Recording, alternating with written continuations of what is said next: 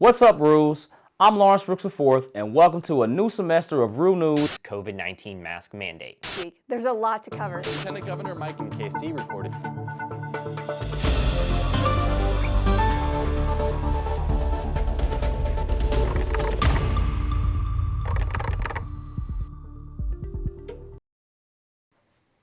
UMKC experienced its first COVID surge in weeks as students celebrated the Easter weekend. Thanks for joining us. I'm Lawrence Brooks IV. And I'm Sylvia Jeffress. For the last couple of weeks, UMKC hasn't reported more than 2 cases. But as of April 18th, UMKC saw an uptick in cases from 2 to 8. The total number of cases has slowly climbed to 266, 10 less than what we experienced last fall. The UMKC Tenants Union announced their unionization this past week. In a letter to Kristen Temple, Director of Residential Life, and Catherine Gary, Associate Director of Residential Life, the union said, "We've come together to discuss the state of our living conditions.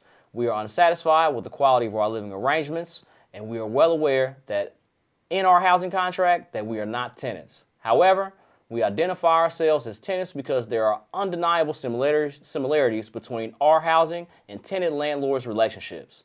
Some of the demands the union placed included better maintenance, an improved lease agreement, and an update on amenities, better accessibility, and improvement on rent and fees."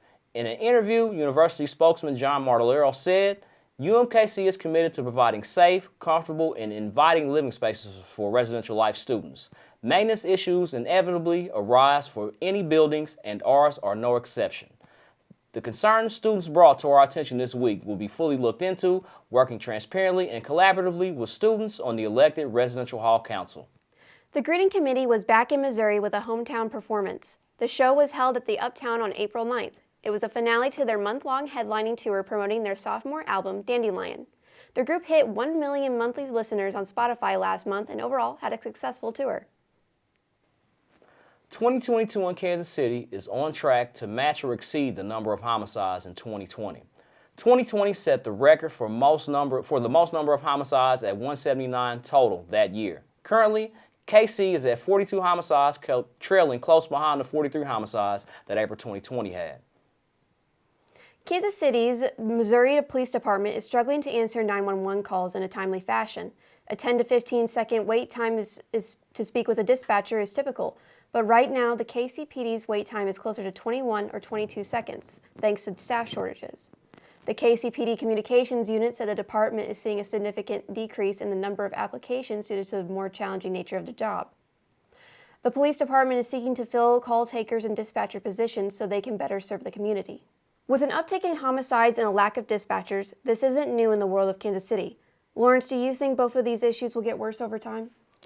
I mean, they haven't gotten better. I've been a resident of Kansas City for all of my life other than my time in the military, and the murder rate has continued to rise. One, based on Missouri's just insane gun laws, and two, poverty.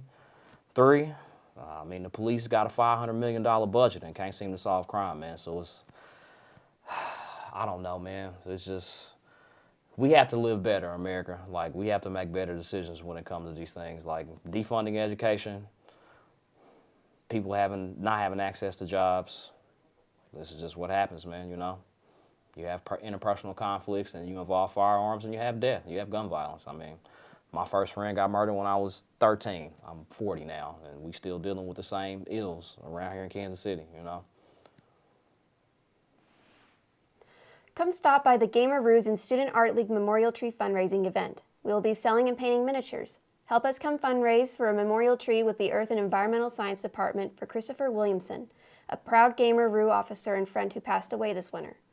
Come paint some miniatures and take them home to use in your own campaigns, or join Gamer Roos and join us every Friday for tabletop games. The first miniature is on us, $2.50 for any additional miniatures, and any donations are welcomed. Snacks and drinks are also free. We will be having our event this Thursday, April 21st from 3 p.m. to 6 p.m. located at the Student Union in room 402, and April 22nd from 3 to 6 p.m. at the Atterbury Student Success Center in room 238. Lastly, I would like to say a few words for Chris. I met him last semester and was in 4 of his campaigns. The Thursday one we had was not only the first campaign I'd ever finished, but it was the last one we had together. He was the best game master I ever had. He allowed all the home brew and all the wacky stuff we did. He went along with all our shenanigans, mostly mine. And he was a bright student and amazing friend. I miss him dearly. His ideals on the world inspired me to continue hoping and to understand that you should never judge a book by its cover. May you rest easy, Chris. Now, from the main news, we go into the world of sports as we jump into the Den with Jackson Ogden.